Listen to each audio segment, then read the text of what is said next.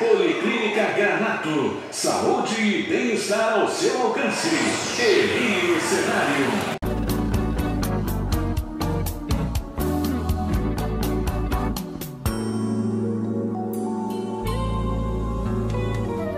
Ai, começou a agenda de Os Campos, meu rei. Primeiro eu falo com o senhor, claro, né, meu rei? Meu rei é Miguel Nasser, né? Dono da Rádio Manchete. Ih, olha aí, tá vendo? Olha o público! Meu Deus do céu, vocês estão puxando o saco de meu rei, aqui no Rio Cenário? Eu, hein? Quem puxa o saco de meu rei sou eu. Aquela turma lá fica querendo meu lugar, mas eu não deixo. Como é que vai a primeira sogra? Minha querida Dona Heloísa, vai ver, meu rei? Ah, então tá. Agora eu vou falar com o público. Mas antes de falar com o público, meu rei, eu quero falar com sabe, a pessoa, meu rei, que resolve os problemas mesmo, entendeu? Na hora da encrenca da Rádio Manchete, o senhor vai perguntar pra quem? Pra Juninho e Tititi? O senhor acha que é Juninho que resolve os problemas da Rádio Manchete? Não. Quem resolve está aqui hoje, no Rio Cenário. É meu querido General Brinquinho. Eu quero que mostre o meu querido General. Tudo bom, meu General? Olha, o Brinquinho está aqui com a gente desde o início. É uma pessoa que só traz, ele traz com ele, não só aquele companheirismo tão natural, tão bom da Rádio Manchete, que pega em todo mundo que circula naquele andar, mas ele traz também uma competência natural, sabe? A pessoa que manda com delicadeza, ele trata da parte técnica da Rádio Manchete, e a Rádio Manchete é a rádio que melhor e mais cobre futebol e carnaval. Nós não estamos aqui brincando, fazendo programinha de entrevista no Rio Cenário. Isso é uma parte da história. Agora, futebol e carnaval, gente, vamos combinar. E hoje eu começo o programa conversando com um grande companheiro, que é o Januário Garcia. Olha esse aplauso pro Januário. Januário Garcia, ele está com a gente aqui nessa temporada do Rio Cenário, é o fotógrafo do programa. Só que Januário, ele deu essa alegria a nós de ter se unido ao projeto Agenda de Os Campos, mas ele é um cara que tem o senhor passado. Tudo bom, meu amigo? Bom dia, Gilce. Bom dia a todos os ouvintes, pessoal aí do YouTube. É uma satisfação nesse sábado de manhã estar aqui com vocês, trocando uma ideia, conversando, dizendo um pouco daquilo que eu faço e, sobretudo, desfrutando da companhia de Gilson Campos. Porque, Januário, é o seguinte, a pessoa fala assim, fotógrafo. Hoje em dia todo mundo é fotógrafo. Juninho e Tititi, você precisa ver o Juninho e Tititi no Facebook. Brinquinho, ele enche o saco, ele acha que é fotógrafo. Tem a comida que ele comeu, ele na ginástica, ele dando bom dia. Nesse não, cara. O fotógrafo, o que é o fotógrafo? Você que é professor de fotografia, o que significa essa arte? O fotógrafo é aquele profissional que ele vê sem ser visto. É o profissional que consegue ver o que as outras pessoas não veem. Agora, o fotógrafo tem uma outra característica. Ele não vê, ele não enxerga, ele não olha, ele fotografa. Por que eu digo isso? Porque você imagina, por exemplo, você está ali na varanda do seu apartamento, ali na Praia do Flamengo, e de repente sai um avião pegando fogo ali de trás do Pão de Açúcar. O fotógrafo fica olhando, o avião cai e acabou. Quando ele não olha, ele nem vê que o avião está pegando fogo, ele vai fotografando. Depois é que ele percebe que realmente houve um problema, que o avião pegou fogo. Porque se ele ficar olhando, ele perde a fotografia. Entendo. Essa que é a grande questão do fotógrafo. Então a gente, de um modo geral, se destaca porque a gente consegue, de uma maneira assim, bastante ampla, ver determinados detalhes que passam despercebidos pelas pessoas. Agora, gente, o negócio importante é que isso é arte. O Januário, por exemplo, ele já viajou por 30 países trabalhando, né, Janu? Cada de lugar, Gilson, olha, eu já fui para te dar uma ideia, eu fiz uma rota incrível, eu fiz uma rota fotografando a comunidade judaica, eu fiz a rota de fuga de Moisés do Egito. Olha eu fui só. para o Egito, do Egito eu fui para a Turquia, da Turquia fui para a Grécia, da Grécia fui para Marrocos, de Marrocos fui para a Espanha, Espanha fui para Portugal. Por quê? Porque foi de Portugal, nas galeras de Pedro Álvares Cabral, que chegaram no Brasil os primeiros judeus. Eu não sabia disso, que já tinham vindo nessa altura. Eles vieram, foram os primeiros judeus cristãos novos, na realidade, né, que chegaram aqui. E eu fui a Cabralha, que é depois do Porto, é longe pra caramba. Inclusive, eu fui num lugar, talvez você conheça bem Portugal, eu fui num restaurante chamado, acho que é Joaquim dos Leitões, alguma coisa assim, que é uma coisa maravilhosa que tem lá. E a gente viajou quase 10 horas para chegar nessa cidade. É uma cidade pequenininha. E tem um busto enorme de Cabral. Agora, esse percurso dos judeus de fuga, como é que ele pega... Porque você, para fazer isso é uma matéria, isso é uma coisa jornalística. Isso, exatamente, né? foi para uma revista, a revista Menorá, a revista judaica. Não é qualquer pessoa que entende esse percurso. Eles fugiram em que época, hein? Olha, eu não posso te dizer exatamente a época, não. Foi na época dos faraós. Foi naquela época dos faraós, né? Que quando houve aquelas pragas no Egito, que o faraó chegou e disse, olha, sai porque não dá mais, né? Foi quando houve aquele negócio do mar, né? Do Mar Morto, que abriu para todo mundo passar, né? E essa história é uma história muito antiga dessa fuga de Moisés. Porque, na realidade, você vai perceber o seguinte, na história da humanidade, os primeiros judeus da face da terra eram negros. Moisés era um homem negro, por exemplo. Pois né? Esse negócio judeu negro, né? Os judeus que a gente conhece, eles não querem, não é, dizer que tem tribos e tribos de judeus e que Moisés era negro. Tem muito. Né? Na África tem várias nações que têm judeus. Quando eu estive em Israel, por exemplo, eu tive a oportunidade de ter um encontro com os judeus vindos da Etiópia, chamados falachas, que me disseram que essa palavra falachas é uma palavra discriminatória, por sinal eles me falaram isso, porque eles pertencem a uma daquelas tribos que sumiu durante a travessia do deserto e foram parar na Etiópia, porque eles se consideram descendentes do rei Salomão e da rainha de Sabá. Nossa! Porque a rainha de Sabá saiu da Etiópia e foi visitar o rei Salomão em Jerusalém, voltou grávida, teve um filho, Manelique I. Manelique, então, voltou para Jerusalém para ser educado pelo rei Salomão, pelo pai, né? E eles se consideram descendentes de Manelique I. E é uma coisa interessante, porque quando há essa perda na travessia do deserto, eles acabam voltando para a Etiópia. E eles levaram com eles todos os preceitos judaicos. Tudo. Quer dizer, toda aquela coisa de fazer tudo. Aquela coisa toda. E são vários rituais. E aí, isso era visto diferente na Etiópia. Então, em etíope, falacha quer dizer estrangeiro na sua própria terra. Entendi. E quando eles chamam os judeus etíopes de falachas, falacha significa isso, estrangeiro na sua própria terra. Agora você vê como a fotografia te levou para a história, né? Nossa, mãe. Não, agora, e você deve ser muito confiável, porque ninguém pede alguém para mostrar isso, né? Não, porque realmente é uma coisa assim.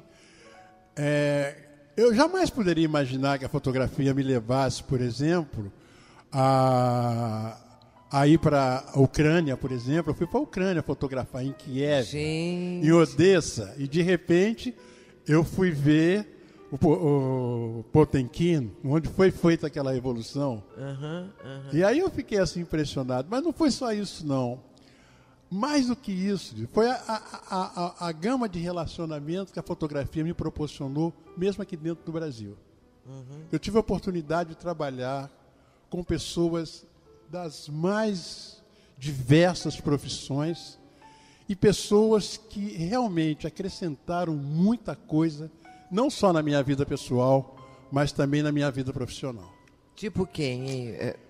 Os grandes cantores, por exemplo, Tom né? Jobim. Por exemplo, eu fiz 4 capas de Antônio Carlos Jobim. Né? Foi um desses artistas assim que me tratava com uma dedicação muito grande, era uma pessoa muito engraçada, era contador de história, né? Você concentrando com o Jobim, você não fica sem rir, porque ele conta histórias assim que você... Por exemplo, uma vez ele estava me contando que foram fazer um show em Buenos Aires, estava ele, o Vinícius, conversando, aí chegou o contra-regra e disse assim pro Vinícius: seu Vinícius, atenção, o próximo a entrar no palco é o senhor. Ah, tudo bem, então olha, procura o Toquinho aí e fala com ele que a gente já vai entrar. Tá bom, eu vou procurar. Aí ele saiu procurando, encontrou o Nelson Ned, diz: ó, seu Vinícius falou que vocês já vão entrar em cena.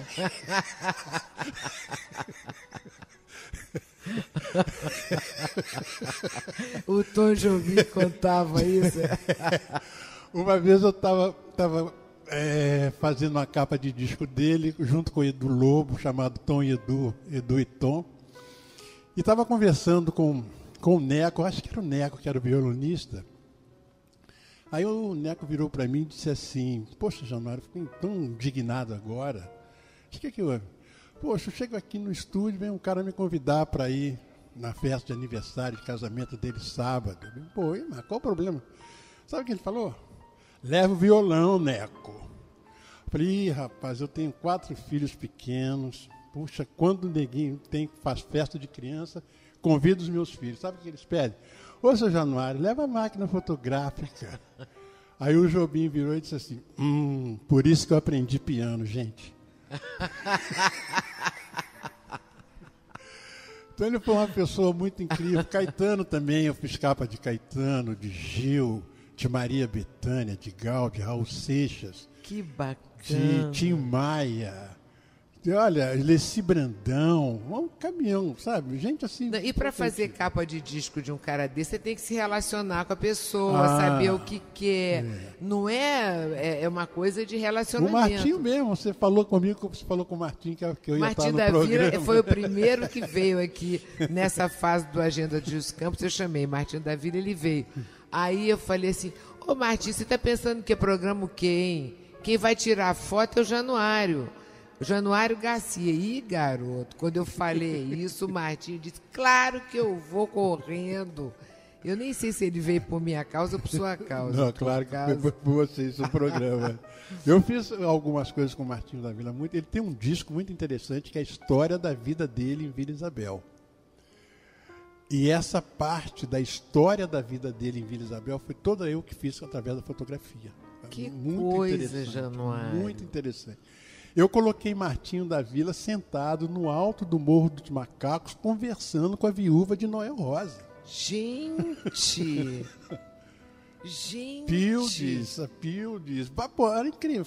É um trabalho incrível esse trabalho da história do Martinho de Vila Agora, para Isabel. você convencer Martinho da Vila a subir em cima desse morro com a viúva do Noel para tirar uma foto, você tem que ter muita moral, hein, Janô? Não, porque senão o cara não vai. Se for Juninho Tititi ou um mané desse, o cara não sai de... sabe o que é? É uma foto de arte, é uma né? confiança que o arte... Que é uma das coisas muito incríveis que tem, sabe o que é? É o fotógrafo que faz capa de disco e a relação dele com o artista. Porque é uma coisa assim muito próxima um do outro, pelo seguinte: todo artista, todo ano que grava um disco, aquele é o melhor disco da carreira dele. Agora, a primeira coisa que o fã, o admirador daquele artista pega para ver o disco dele é a capa. Lógico. Então, a gente, quando vai fazer uma capa de disco, o artista, de um modo geral, tem uma confiança tão grande na gente. Lógico. Você tá entendendo? Porque exatamente, porque é o melhor disco dele, né? Claro! Olha, eu vou te contar uma história que eu fiquei com febre, me deu dor de barriga, sabe? Eu fiquei mal por uns 10 minutos assim, até eu me refazer. O Tom voltou dos Estados Unidos e veio para o Brasil. E aqui, então, ele me chamou para fazer uma capa de disco dele. Eu fui à casa dele, que ele morava ali na Visconde de Albuquerque, naquela esquina ali, daquele muro amarelo, uma casa bonita. E bati, oi, tudo bem, sentei com ele. Ele sentou no piano e passou a música para mim chamada Urubu, uma das mais lindas canções dele. Tocou a música, virou-se para mim e disse o seguinte: Januário, eu queria que você fizesse a capa desse disco para mim. E eu gostaria de saber o seguinte: qual a ideia que você tem para fazer essa capa de disco? Eu digo, olha, para mim, eu fotografo um urubu. Aí ele virou e disse assim, era isso que eu estava pensando. Olha. Aí, tudo bem, conversamos a questão do urubu, papá, marcamos. Na hora de eu ir embora, que ele me levou até o portão, eu disse, tchau, Tom, a gente se vê então. Aí dei assim uns 4 passos, ele me chamou, Januário. Fala, velho. Capricha, que eu acho que isso é o maior trabalho que eu fiz até hoje. Olha, Janu, que coisa. Quando ele falou isso, não foi uma pessoa qualquer. Não. Aí é melhor não dormir. Não, é melhor não fazer. Olha, tchau, benção. Não foi, me deu uma dor de barriga na hora. Digo, mas esse é o Tom Jobim que está me dizendo, que a melhor coisa que ele fez, ele está me dando para eu embalar para ele. Negócio muito sério, né? E aí você fez como? Olha, vou te contar essa história desse disco, foi muito incrível, Gilson, porque ele e eu fomos caçar urubu na Restinga de Marambaia, porque não era um urubu qualquer, era o urubu camiranga, era o urubu caçador, o urubu provador, aquelas histórias do Tom de urubu que ele conhece muito bem, né? Então passamos uma semana caçando urubu na Restinga de Marambaia. Meu Deus. E encontramos o urubu. Januário Garcia e Tom Jobim caçando urubu. E foi uma coisa que quando a gente descobriu o urubu, já era no final da tarde. Ele viu o urubu, disse, é aquele lá. Eu digo, mas é aquele, você tem certeza? Tem. Vamos acompanhar para onde é que ele vai. Acompanhamos o voo dele, ele pousou numa determinada árvore. Aí ele disse, olha, você dorme lá em casa hoje, amanhã a gente sai cedo para a gente pegar esse urubu, tá bom? Tudo bem. Aí eu fui dormir na casa dele, até acordamos cedo, que foi nesse dia que a filha dele ia prestar exame de vestibular para PUC, então todo mundo acordou cedo na casa dele, né? E aí fomos para lá, chegamos perto da árvore, ficamos esperando, de repente o urubu apareceu, mas ele não voa logo cedo, porque ele tem que esquentar a circulação de sangue para ele voar. Então ele saiu voando, não dava para pegar. Aí o Jobim viu a rota que ele ia fazer, aí disse para mim o seguinte, olha, quando for mais ou menos assim, entre 15 para meio-dia e meio-dia, ele vai surgir naquele ponto, na direção daquela árvore, vai contornar aquela dali e vai passar por aqui. Falei, como é que você sabe disso? É, o voo dele só pode ser assim. Gilson, não deu outra. Gente. Não deu outra. Aí ele olhou e disse, lá vem ele. Eu digo, deixa comigo então, Tom. E aí eu fui acompanhando exatamente como ele me falou. E fotografei exatamente no caminho que ele percorreu, que o Tom falou. Fotografei. E aí depois que a gente revelou, era exatamente aquilo que ele queria. Foi muito incrível. Agora, por que será que Tom Jobim, a gente fica pensando, é um compositor, talvez o maior compositor do século XX no Brasil? Porque ele era um cara diferente, ele era um cara grande mesmo. Nossa Ele te deu a rota do urubu, assim, que ele queria. Urubu que tinha sido Camiranga, o famoso Camiranga, urubu provador. tema da sua música. Que é o seguinte, esse urubu, ele me falou o seguinte. Coisa, meu Esses Deus. urubus comuns que tem aí, quando o gado, a carniça está lá no pasto, esses urubus chegam, esses normais que a gente vê aí, e fica parado. E fica esperando esse camiranga, que é o urubu provador. Esse urubu vem, pousa, come os 2 olhos e o fígado da res que está morta e vai embora. Só depois que os outros começam a comer. Se ele não provar, ninguém come. Gente, Jânio, Eu não você sabia vê, disso. né? Não. Agora Gente, também brinquinho, aconteceu uma gente. coisa muito engraçada, que eu estava até conversando com o Sérgio Cabral. Ai, mas que entrevista, meu Deus. Estava Fala. conversando com o Sérgio Cabral e ele estava rindo pra caramba. Sabe por quê? Porque teve um dia que a gente estava andando para cima e para baixo, procurando esse urubu. E aí- Januário e Tom Jobim. E a gente não achava. Aí o Tom virou e disse assim, "Ih, já estou sem gasolina." Eu digo, Tom, então vamos descer a serra, lá embaixo. Antes da subida da Restinga tem um posto de gasolina, né? Vamos botar gasolina. Então vamos embora. E descemos, ele desceu. Acho que eu vou descer até em ponto morto para não ter problema. De cuidado, hein? Desce na banguela não, que aqui é perigoso. Não, eu vou devagarinho. Então descemos, paramos no posto de gasolina. Tudo bem? Tudo bem. A gente já estava horas no carro, né? Ele desceu, esticou-se todo, eu abri a porta do carona, estiquei todo e fiquei debruçado em cima assim da porta do carona. Ele olhou para o fretista e disse assim, vem cá, aqui é posto de gasolina, né? O rapaz disse, é. Vocês vendem gasolina aqui, né? Vendemos. Você tem certeza que tem gasolina? Tenho. Aí o fretista olhou assim para mim, fez aquele olhar assim, qual é desse cara? Aí ele olhou e fez assim para mim, eu digo, aí eu sem querer, mas falando sério, Gils, assim, falando sério mesmo, sem querer, eu virei para ele e disse assim, oi rapaz, você está aqui desde cedo? Tô. Você chegou cedo aqui no posto? Cheguei. Por um acaso você não viu um urubu estranho voando aqui por cima, não? O cara foi embora, deixou a gente no posto e foi embora. Aí voltou o gerente. Quando olhou era o Tom Jobim, virou para trás e disse assim, eles não são malucos não, ele é artista. Porque o que o Tom queria mesmo era saber do urubu.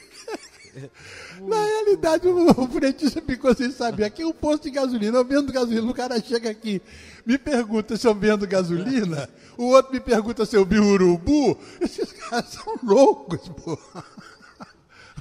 Vou tirar eles daqui, né? Aí foi isso. Foi uma pessoa assim que eu amei. Ainda amo muito, cara, muito bom. E também trabalhei um bom tempo com 2 pessoas também que eu jamais esqueço na implantação da revista de domingo, que foi o Isaac Pilcher e o Rui Castro. Foram 2 editores que eu tive assim na revista de domingo também, que foram pessoas Eu tenho que chamar Rui Castro para vir aqui. Ele é um grande amigo meu, tem que ligar para ele. O Rui é um biógrafo maravilhoso, né? Ele é incrível. Eu trabalhei junto com ele. Naquela ocasião da implantação da revista de domingo, estava o Evandro Teixeira, estava o Garrido, estava o Antônio Guerreiro. Tinha um grupo de fotógrafos bons. Espetáculo, sabe? primeiro time. Primeiro time, sabe? Eu ali no meio deles.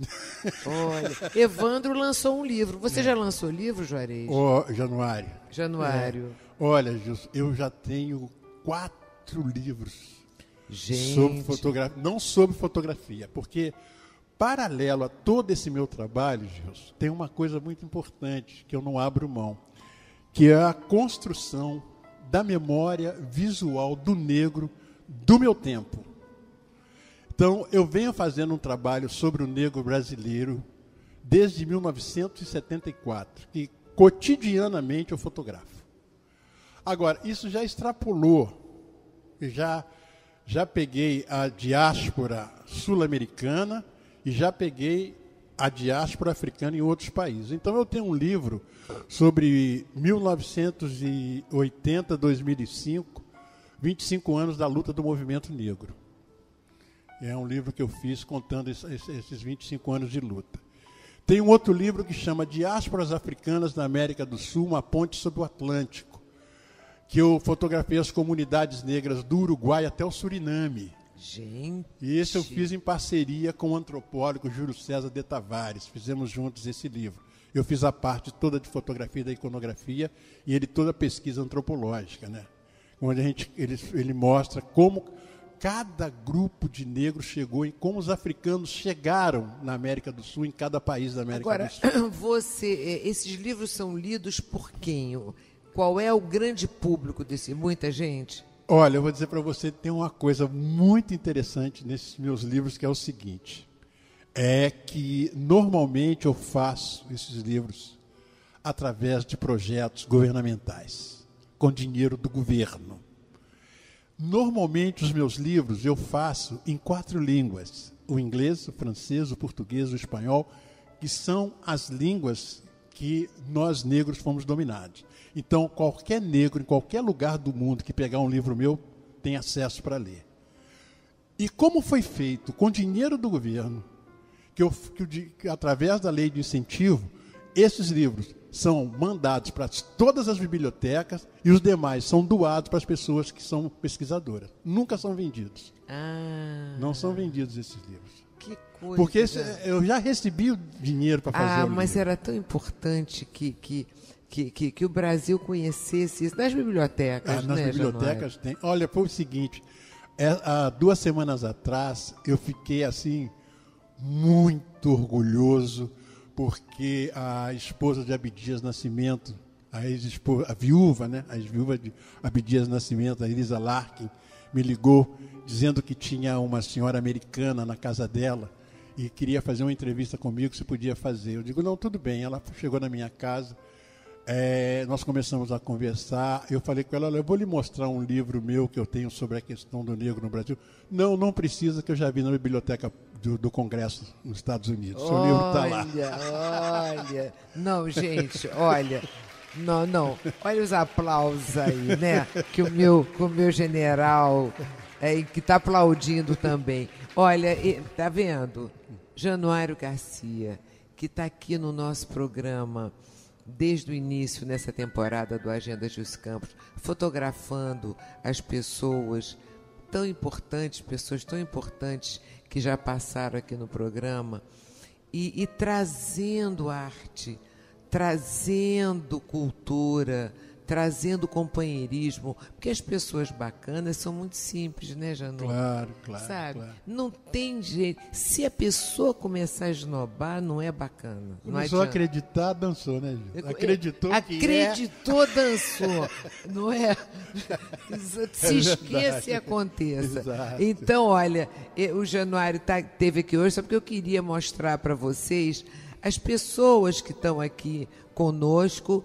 E agora vamos para os comerciais, porque Juninho, você conhece, né? A gente tem que aguentar isso, o presidente, né? Sabe aqueles caras que estão no aeroporto, aqueles negócios quando o avião vai chegar? É o Juninho. Mas olha, então a gente já volta, hein, gente? Agenda Gilce Campos. Oferecimento Policlínica Granato. Saúde e bem-estar ao seu alcance. E Rio Cenário.